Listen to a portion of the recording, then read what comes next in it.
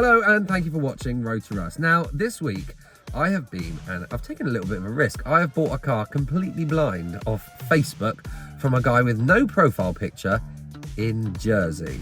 So this lovely, obviously French vehicle has lived in Jersey. It was the last one left on the island. It is obviously not there anymore. It's currently in the channel somewhere over there on its way to me. So let's head down to the port in about 3 hours and you're going to see it with me for the first time ever. I hope you like it. I hope I like it. It's a big, in fact, I hope it actually arrives. I could have been scammed. And a quick interlude for those of you who are interested. Grandad, my old Mercedes, is still alive and well. Actually had a bit of a problem changing down the gears, so I put some gear oil in it and it's been behaving itself. I can't believe it actually works. It was, for a little while, being a real pain in the arse, but no, it's good. Let's go and have a look at it in the sun. Obviously, as I have said, this car at some point will be up for grabs. I don't know whether I should sell it or auction it, but there is the old man Mercedes. Ah, what a beautiful thing. Right, let's head down to the port and pick up my latest financial mistake. And usually I do like a montage of, you know, the journey and sights I see on the way, but I'm gonna do one on foot.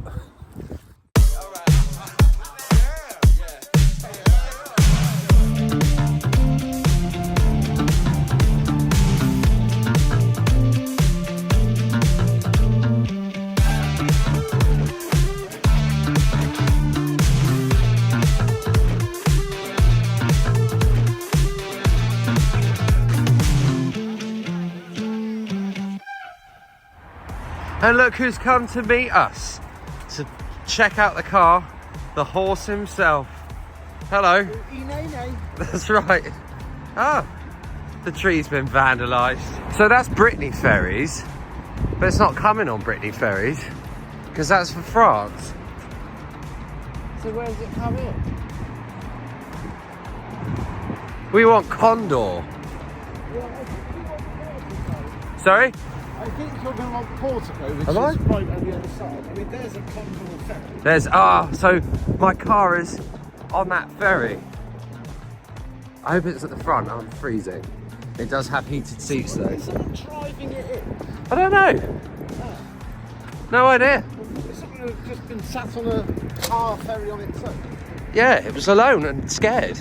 Told I've got to go in here, but Condor Ferries is shut, which now means I have to go and talk to the Border Force, so I can't go and film them. But yeah, I might end up on a holiday to Jersey at this rate.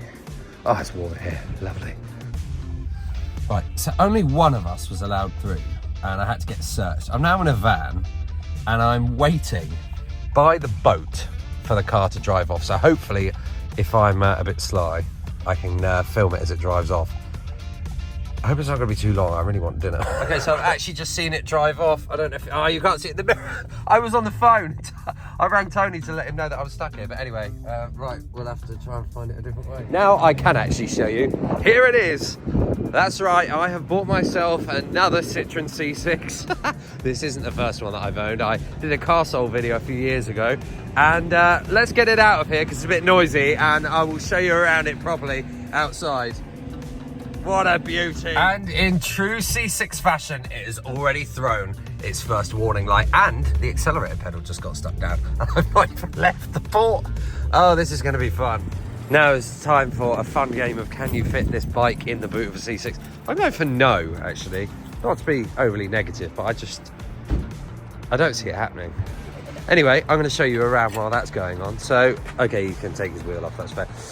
Doesn't seem in too bad condition. Mind you, it does have this scratch, which I didn't really know about, which doesn't look very nice, does it? But I've seen cars in a worse state, but yeah, it's already thrown a warning light. Whether that goes off remains to be seen. I'm going to do a full video about this a bit more in depth tomorrow when you can actually see it in the daylight. But so far, I don't hate it. Not for the price I paid for it. Wheel in the boot. Fucking cyclists. What a menace. Ah, perfect. Is there a button before you scream? No, not a button.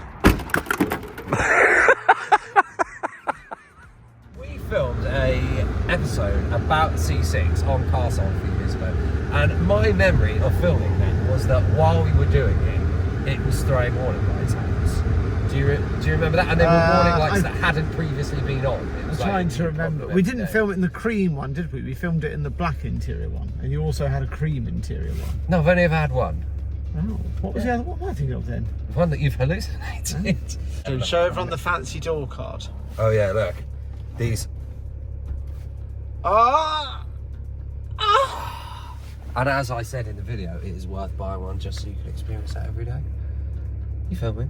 Right, these lights are honestly so boring. I'm going. They do change. Well, they're not changing quick enough for me. I will show you this video tomorrow in the daylight, and we'll take a proper look over it because I can already see it's a little bit scratched in the dark. So I'm a little bit frightened.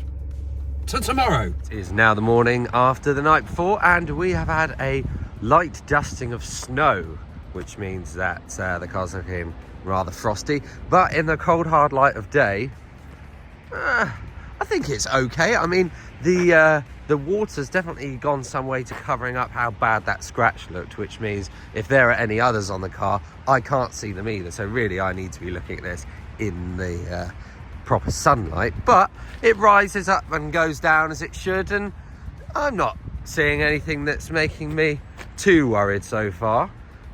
So what do you think? Should I sell the C6 or keep it? I mean, it's a 2.7 litre V6 diesel. That's pretty hefty, and I do already have quite a few Citroens.